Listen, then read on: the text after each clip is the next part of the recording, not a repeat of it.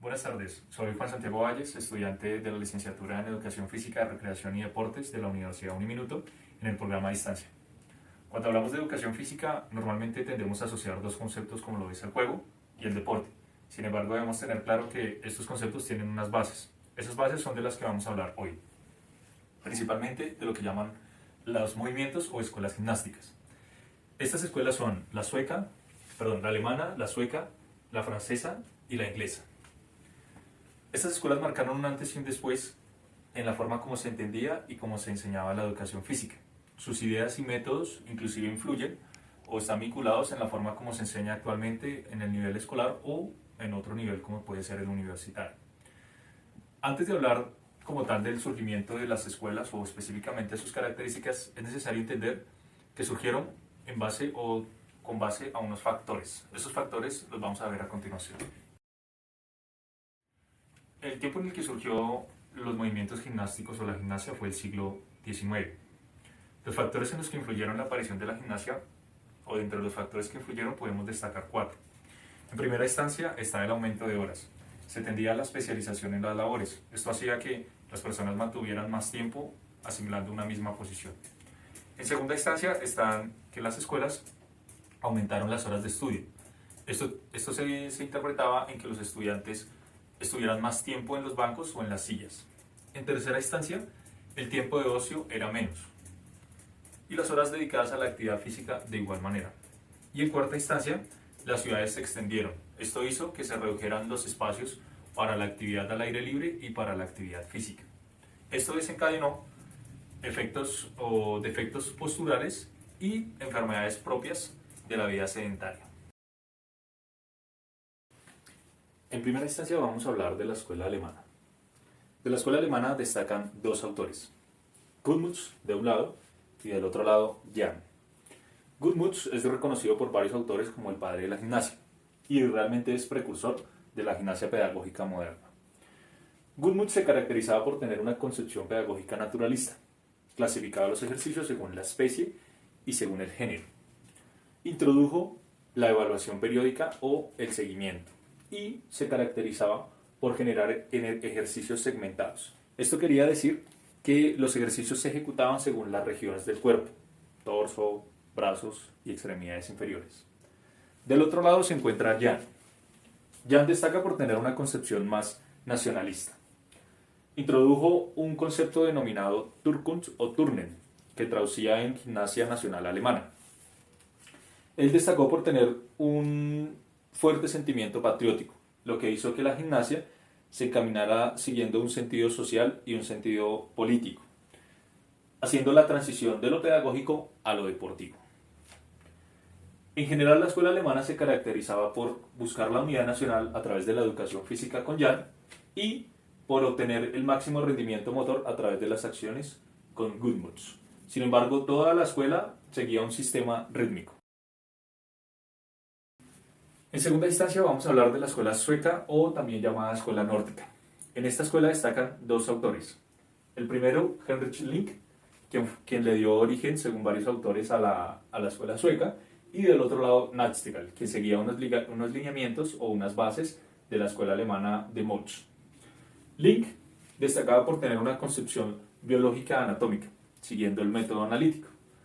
Ejecutaba diferentes ejercicios variados según las diferentes posiciones del cuerpo, sentado, acostado, de pie, entre otras posiciones. Se destaca también por enfocar la preparación en la juventud para superar la fatiga. Del otro lado, Nachtigal introduce la gimnasia en la escuela primaria como una asignatura básica.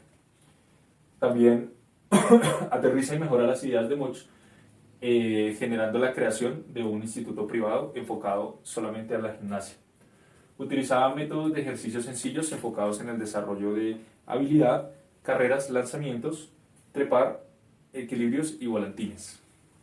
Ambos autores se unen o se unifican siguiendo tres parámetros. La instruccionalidad rígida, buscaban la simetría corporal dejando de lado los movimientos naturales del cuerpo, y los instructores o profesores conocían las implicaciones de los ejercicios. De esta escuela hay que destacar que otro autor llamado Sagalas clasifica o segmenta o ramifica la gimnasia de 4 maneras. La pedagógica, que era una gimnasia educativa; la militar, que era una gimnasia enfocada en la práctica de ejercicios con armas, como la esgrima; la médica, cuyos movimientos tenían fines terapéuticos; y la estética, que se enfocaba en la práctica del ballet, de las danzas y bailes populares suecos. En tercera instancia se encuentra la escuela francesa. Dentro de la escuela francesa destacan 3 autores: Amoros, Herbert y Demeny. Amoros fue el precursor de la escuela francesa. Traía alineamientos de la escuela alemana de Motz. Sin embargo, él le da un enfoque de lo militar sobre lo pedagógico. Vincula la formación de soldados atletas y es uno de los pioneros en crear los primeros gimnasios enfocados al desarrollo exclusivo de la gimnasia. Pero se genera un dilema o una situación problemática. Al introducir la gimnasia como asignatura obligatoria en 1851, no hay profesores capacitados para impartirla. Esto hace que se genere un nuevo movimiento, encabezado o representado por Marey, Lagrange y Tichet, quienes buscaban elevar el nivel científico del ejercicio, pero descuidaron el aporte técnico, pedagógico y sociológico de los mismos ejercicios. Por otro lado, Herbert busca darle una orientación al método natural. Busca mejorar el rendimiento de los patrones de movimiento en niños y hace o vincula ejercicios que buscan la transición de lo simple a lo complejo. En el método natural buscaban realizar ejercicios al aire libre, como saltar, trepar, nadar, correr, entre otros. A finales de siglo aparece Demeny, quien utiliza las ciencias físicas y biológicas para el estudio de los problemas de la educación física. También es pionero por crear aparatos y utilizarlos para el estudio de los movimientos humanos y el rendimiento del mismo. Bien, en última instancia tenemos a la escuela inglesa. La escuela inglesa está representada por Thomas Arnold, quien es su máximo exponente. Él se basa en el movimiento deportivo con influencia en el ámbito físico-educativo.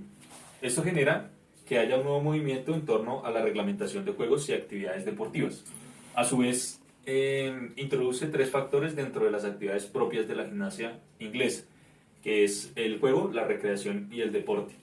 Dentro de lo mismo, se empiezan a vincular valores deportivos como la solidaridad y el compañerismo. Es de resaltar que de la escuela inglesa se expande el concepto de deporte hacia el resto del mundo. También hay que retomar dentro de las cosas que tienen relevancia en la escuela inglesa que el enfoque que se le daba era en habilidades deportivas. Priorizaba la práctica sobre la teoría y se vincula el concepto de fair play o juego limpio. También la escuela inglesa impacta en la gimnasia de tal manera, o en relevancia del deporte de tal manera, que se vincula el carácter de deporte dentro del currículo escolar. Y con esto finalizamos lo que son las escuelas o movimientos gimnásticos.